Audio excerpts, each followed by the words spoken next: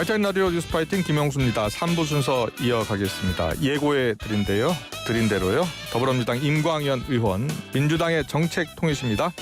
직접 연결해 들어보겠습니다. 임 의원님 나와 계시죠? 네, 안녕하세요. 임광현입니다. 네, 안녕하세요. 민주당의 경제정책통으로 알려주셔서 저희가 좀 여러 가지 경제 현안, 민주당의 입장을 좀 들어보려고 모셨습니다. 네, 먼저 상속세 공제 한도를 좀 여쭤볼게요. 네. 상속세 공제 한도를 18억 원으로 지금 올리는 법안 가장 먼저 발의하셨죠? 네네. 네, 올리게 된 배경부터 들어볼까요? 네. 그 22대 국회가 개원하자마자 일주일도 안 돼서 6월 4일 날 처음으로 문제 제기를 했는데요. 네. 그간의 여당이 초부자 상속세 감세만 주장하고 있는데 최근 중산층 중심으로 상속세 부담이 크게 늘었다. 네. 2010년만 하더라도 서울시 사망자 중에 2.9%만이 상속세 대상이었으나 2023년에는 15%에 달하게 되었습니다. 불과 13년 만에 5배가 넘게 증가했고요.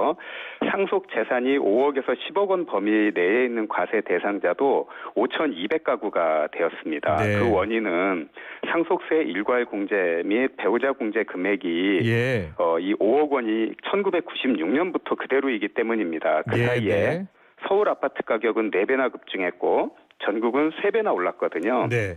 그 결과 현장에서 상속세 때문에 오랫동안 살던 집을 팔아야 하는 불합리한 상황이 발생하고 있었습니다. 그래서 지금 시급한 것은 초부자 상속세 감세가 아닌 이 보통의 가족, 중산층의 집 한 채 지키는 상속세 공제 현실화다라는 문제 제기를 하고 그 부분에 대해서 법안을 발의하게 되었습니다. 알겠습니다. 이 상속세 공제 한도가요. 지금 현재 일반 공제 5억 원 그렇게 돼 있고 배우자 공제 5억 원이에요. 그래서 10억 원까지는 세금을 안 내도 되는 겁니다. 그런데요, 이 민주당의 주장이 작년에 이 공제 한도와 관련해서는 국민의힘 주장과 같은 거죠. 저희가 그렇게 하고 나서 이제 그 유사 법안들이 제가 그 주장을 하고 그게 언론에서 이제 공감을 얻으니 유사 법안들이 나왔습니다. 그래서 의원들에 따라서는 뭐 10억도 있고 그 이상도 있고 다양하게 나왔습니다. 그렇군요. 일단은 그러면 공제 한도를 높이는 것은 여야가 같은 생각을 하고 있는 거네요? 그 부분에 있어서는 그 같은 생각을 하고 있습니다. 그런데 이제 최고 세율 인하 가지고는 좀 다른 생각인 거예요? 그렇습니다. 자, 우리나라 상속세 최고 세율이 지금 50% 맞습니까? 그렇습니다. OECD에서 일본 55% 이어서 두 번째라면서요. 네네. 그런데 민주당은 그래도 상속세 최고 세율은 낮추면 안 된다는 입장인 거죠? 왜 어떤 이유 때문에요? 저희도 무조건 반대는 아닙니다. 지금 이제 정부 여당이 주장하고 있는 최고세율 인하라든지 최대주주 할증평가 폐지라든지 가업상속공제 확대, 이거는 사실은 일반인들하고 관련 없는 이 기업 관련 상속세 감세거든요. 근데 이 부분은 그동안 지속적으로 추진해 왔고 이미 상당히 완화가 되었습니다. 3년 전에 최대주주 할증 폐지도 중소기업은 아예 폐지를 했고 그다음에 대기업도 30%에서 20%로 완화를 해줬고요. 가업상속 공제액도 600억 원으로 인상을 해줬습니다. 사실 세상에 개인 세금 600억 공제해주는 게 어디 있습니까? 이거는 가업상속 같은 경우에는 600억까지 공제가 되는군요. 연 매출 5천억 이하 기업은 600억 원까지 공제를 해줍니다. 상속을 할 때. 이거는 특혜는 맞습니다. 그런데 이 불과 3년 전에 윤 정부 들어와서 했는데 이거에 대한 정책 효과 분석 없이 또 추진하는 것은 졸속 가능성이 있기 때문에 이 부분은 좀 반대를 하고 있고요. 지금 시급한 거는 이 대기업 초부자 감세만 하다 보니 소외되었던 중산층의 집 한 채 지키는 상속세 현실화가 더 시급하다. 그리고 이것이 더 공정하고 합리적이다라는 말씀을 드리고요. 그다음에 상속세 최고세율 50% 얘기를 하고 있는데 세금은 실제로 내는 실효세율이 중요합니다. 지금 우리나라 상속세 실효세율은 36.1%로요. 그렇군요. 그렇게 높은 편은 아닙니다. 실제로 내는 걸 따져보면 36%다라는 말씀을 해주셨어요. 그런데 이제 지금 기업들, 좀 일정 규모의 기업들은 이 최고세율이 너무 높아서 2세, 3세로 가게 되면 기업을 내놔야 할 형편이다라면서 좀 낮춰줬으면 좋겠다라는 입장인 것 같아요. 그 이유로 있고 지금까지 계속 완화를 해왔습니다. 그러면은 그거에 대한 정책 효과 분석을 한 다음에 그거에 따라서 또 개선 필요성이 있으면은 국민적 공감대를 얻어가면서 개선을 해 나가는 것이 맞지 이렇게 단기간 내에 그 추진하는 것은 그것은 좀 졸속 가능성이 있다고 생각이 됩니다. 알겠습니다. 경제가 주장하는 내용 중에요. 이 상속세가 너무 강화가 돼서 투자 일자리, 뭐 소비 위축으로 이어질 수도 있는 상황이 올 수 있다. 라면서 이중과세고 탈세 유발한다. 뭐 이런 이야기까지 하고 있는데 이런 경제계의 입장은 어떻게 보세요? 그렇기 때문에 그런 주장으로서 여태까지 그 상속세에 있어서는 계속 그 기업 그 가업 상속을 위한 상속세 공제를 많이 해줘 왔거든요. 그래서 상당 부분 완화가 되어 있기 때문에 그 정책 효과를 좀 봐야 될 것 같습니다. 네, 알겠습니다. 이 임광현 의원이 권성동 원내대표와 같이 1대1 토론하자라고 제안하신 거죠? 네, 그렇습니다. 맞죠? 권성동 원내대표가 1대1 하자고 하던데요. 근데 이제 이재명 대표하고 하자고 하는 거죠? 그렇습니다. 그러니까 토론의 제안은 원래 제가 이제 권성동 원내대표님께 하자고 했는데 그때 이제 원내대표님께서는 오히려 이제 피하셨다가 그 다음 날 저한테 급이 안 맞는다고 그때 이제 회피하셨는데 그 다음 날 오히려 그 본인은 원내대표시면서 또 당대표에게 1대1 토론회를 하자고 제안을 하셨었죠. 알겠습니다. 임광현 의원은 국세청 차장까지 지내셨죠? 네네. 그리고 비례대표로 민주당 국회의원이 되신 분인데 지금 일단 그 상속세 관련해서는 서로 공감되는 부분이 있기 때문에 좀 더 토론을 통해서 그 부분에 대해서 합의를 이끌어냈으면 좋겠거든요. 가능성이 좀 낮은 상황입니까? 이게 이제 작년에 그 조세 소위에서 이 중산층 세부담 완화가 통과가 안 된 이유는 그 당시에 여당과 정부에서 소위 말하는 그 초부자 상속세 감세라고 할 수 있죠. 최고세율 인하 이 부분하고 연계를 시켰었습니다. 그래서 이 부분을 받지 않으면은 중산층 상속세 세부담 완화에 동의하기 어렵다 이런 입장이었기 때문에 그때 결렬이 되었었던 거거든요. 그래서 그 부분에 있어서 입장 변화가 있었는지 그게 관건이 될 것 같습니다. 알겠습니다. 그리고 당의 입장이 정리가 됐는지도 궁금한데요. 박용진 전 의원이 어제 여기 우리 방송에 출연을 해서 이재명 대표의 상속세 완화는 반대한다 이런 입장을 내더라고요. 당내에서 좀 정리가 된 겁니까? 저희는 그 일관되게 지금 아까도 말씀드렸듯이 대재산가에 대한 상속세 완화는 지금은 적절치 않다고 보고 있고 대신에 지금 시급한 것은 지금 예를 들면 현장에서 보면은 이게 실제 제가 사례를 좀 보겠습니다. 이 마포에 있는 그 70대가 사망하시면서 이 배우자와 자녀 2명이 상속을 받았는데요. 이분들은 집 한 채였습니다. 근데 그 집이 이게 2014년도만 해도 8억 원이었었어요. 이분들은 그 집에 오래 살았는데 근데 이게 집값이 올라가다 보니 17억이 돼서 이 특별한 재산이 없는데 8천만 원의 상속세가 부과돼서 주택을 지금 팔아야 되는 그런 상황이 되었고 또 강북구에 있는 경우에는 7억 원짜리 아파트인데 이 아파트도 14년에는 3억 원대였습니다. 3.4억 원이었는데 여기 그 80대 되는 분이 사망을 하면서 자녀 2명이 상속을 받았는데 이 3천만 원의 상속세가 부과돼서 이 부모님이 살던 집을 팔으려고 했는데 이 집이 안 팔리니 자녀가 상속세 납부를 위해서 본인이 살던 집을 팔았거든요. 이런 그런 어떤 현장의 중산층들의 상속세 때문에 막상 당하고 나면 고통이 발생을 하고 있거든요. 그래서 이런 부분에 대해서는 좀 미세 조정을 해주자는 것이 그것이 합리적이라는 것이 우리 민주당의 입장입니다. 상속세에 대해서 자세히 들어봤고요. 계속해서 소득세 좀 물어보겠습니다. 이재명 대표가 월급쟁이는 봉인가라는 제목의 글을 SNS에 올렸어요. 근로소득세 개편을 시사한 것이다라는 해석이 나오는데 물가 상승으로 지금 명목임금이 계속 오르고 있잖아요. 그렇습니다. 민주당은 일단 소득세도 좀 완화해야 된다. 완화할 계획이다. 제도를 만들 것이다. 법안을 만들 것이다. 이런 입장입니까? 그렇습니다. 얼마나요? 지금 일단 그 데이터를 보고 말씀을 드리면은 23년도에 그 근로자 1인당 평균 그 근로소득 증가율은 2.8%였는데 네. 이 물가 상승률은 3.6%였습니다. 그러니까요. 예, 예. 이게 이제 2022년도에도 마찬가지였거든요. 네.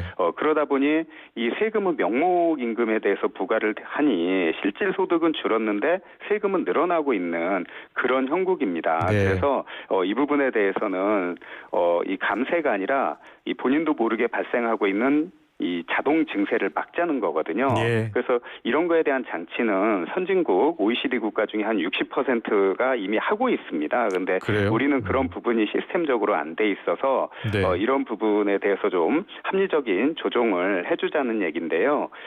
방안은 여러 가지가 있을 수 있습니다. 어떤 방안이 있습니까? 우선 저는 개인적으로 예. 이 소득세 기본 공제 금액 150만 원이 이게 2009년에 정해진 이후에 16년째 개정된 바가 없습니다. 네. 그래서 이 물가 상승을 고려해서 예. 이 기본 공제 금액을 현행 150에서 180만 원으로 현실화해서 예. 이 월급쟁이들에 대한 실질적인 세부담 중립성을 유지할 필요가 있고요. 네. 중장기적으로는 선진국들이 도입하고 있는 이 물가 변화를 소득세에 연동하는 소득세 물가 연동제를 통해서 예. 이 월급쟁이들의 나도 모르게 일어나고 있는 증세를 막고 이 과세 합리화를 시스템적으로 추진하는 이런 장치도 한번 검토를 해볼 필요가 있다고 생각이 됩니다. 예. 그런데 이렇게 상속세도 이제 정부 입장에서는 덜 걷게 될 것이고, 네, 소득세도 덜 걷게 될 것이고, 네, 그러면은 예산 펑크, 세수 펑크 우려가 있을 것 같은데요. 네. 어떻게 해야 됩니까? 사실 지금 정부가 해왔던 예. 그 주장했던 상속세 네. 감세 주장에 따르면은 예. 5년간 18조 원, 예. 그러니까 연간 한 3.5조 원 정도의 세수 예. 감소 효과가 있습니다. 3.5조 연간. 예, 세수 축소 효과가 있습니다. 네. 반면에 예. 우리 민주당이 주장하고 있는 배우자 공제와 일괄 공제 예. 이 부분은 일괄 공제 같은 경우에는 8억으로 현실화를 해주면은 예. 연간 한 5천억 원에서 6천억 원 정도의 감소 효과밖에 없거든요. 네. 그리고 배우자 공제는 사실은 나중에 배우자가 또 다시 사망을 하시게 되면 예. 다시 상속세 대상이 될 수 있기 때문에 이 부분은 과세 이연이라고 봐서 예. 세수 감소 효과가 그렇게 크지 않고요. 그다음에 소득세 기본 공제 금액도 이거를 180만 원으로 인상할 경우에 약 한 1조 원대의 세수 감소 효과가 있다고 생각이 됩니다. 예, 예.